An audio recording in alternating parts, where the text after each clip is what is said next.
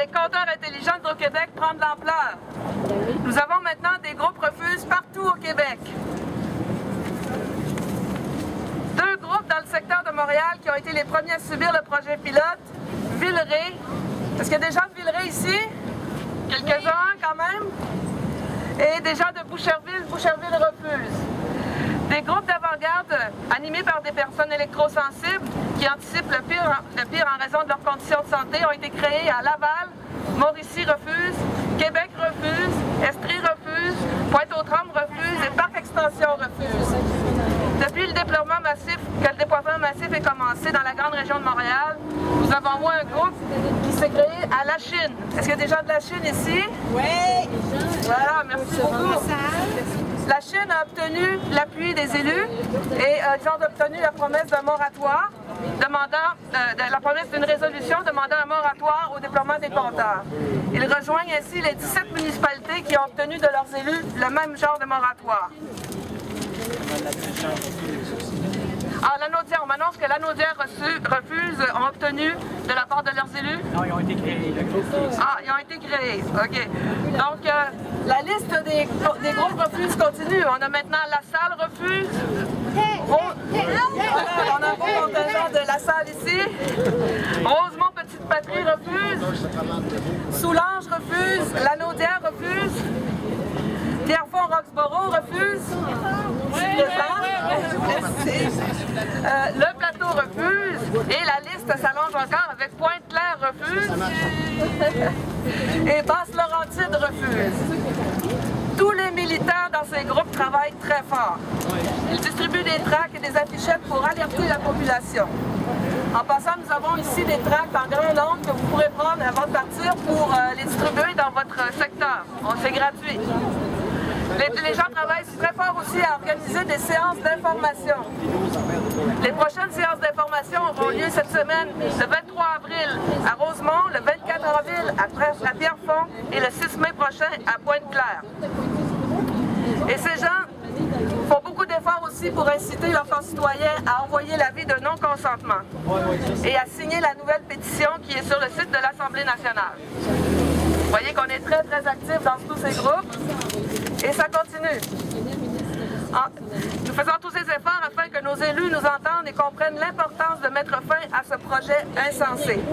Comme vous le savez, c'est un projet dont les enjeux touchent la santé, l'économie, le mode de facturation et les hausses qui s'ensuivent, la sécurité publique avec les risques de piratage, la fragilité et la vulnérabilité des nouveaux équipements électroniques et des problèmes de vie privée étant donné la collecte de massifs de renseignements personnels qui pourront être faits à partir de ces centaines de compteurs.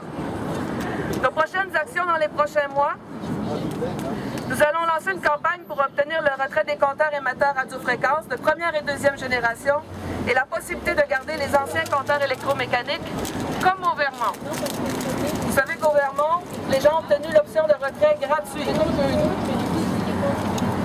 Devant la Régie de l'énergie, Hydro-Québec a prétendu que tout au plus 1% de la population opterait pour le retrait des compteurs. Et ce, malgré l'opposition de plus de 33% de la population dans le projet pilote de Villeray. Nous savons qu'actuellement, le projet de déploiement dans l'ouest de l'île de Montréal rencontre beaucoup d'opposition, de même qu'à Laval. Des centaines d'avis de non-consentement ont été envoyés par courrier recommandé à Hydro-Québec. Nous avons des raisons de penser qu'Hydro-Québec a beaucoup de mal à atteindre son objectif de déploiement de 70 000 compteurs par mois.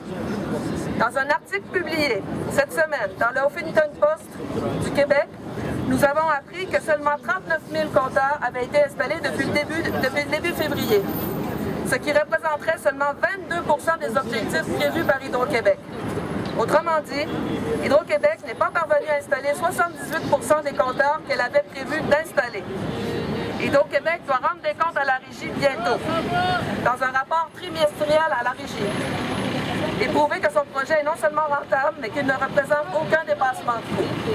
C'est bien mal parti et on s'en félicite. Oui! Oui!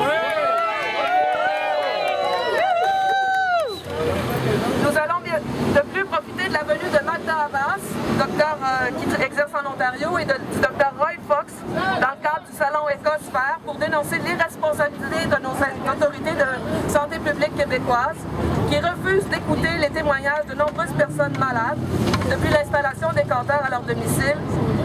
Et les autorités de santé publique doivent être dénoncées aussi parce qu'elles continuent de prétendre que les compteurs seraient sans danger en se fiant uniquement sur le code de sécurité inadéquat et désuet de Santé Canada.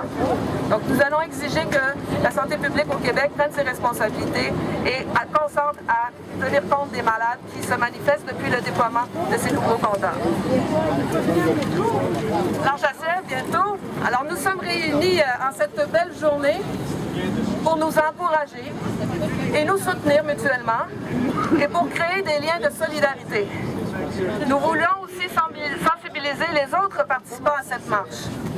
Nous avons ici plusieurs tracts à distribuer aujourd'hui, mais aussi et surtout partout dans vos quartiers. Alors je vous incite vraiment à venir chercher des tracts si vous avez envie d'en distribuer dans votre quartier. On en a beaucoup, on en a fait imprimer plusieurs milliers. Je vous invite à rester encore un peu ici pour profiter de la visibilité que nous avons en regard des autres marcheurs qui vont bientôt se présenter devant nous. Et une fois que la marche sera entamée, on pourra se joindre à eux et on pourra se donner rendez-vous à un point de ralliement qui sera au coin de la rue Pile et René Lévesque, un peu plus loin par là-bas. Et comme ça, vous pourrez y redéposer vos pancartes pour qu'on puisse les récupérer et possiblement les utiliser une prochaine fois. Alors, je vous remercie beaucoup. Et s'il y a des personnes qui veulent venir témoigner, je vous invite à prendre la parole aussi. Merci. Bravo!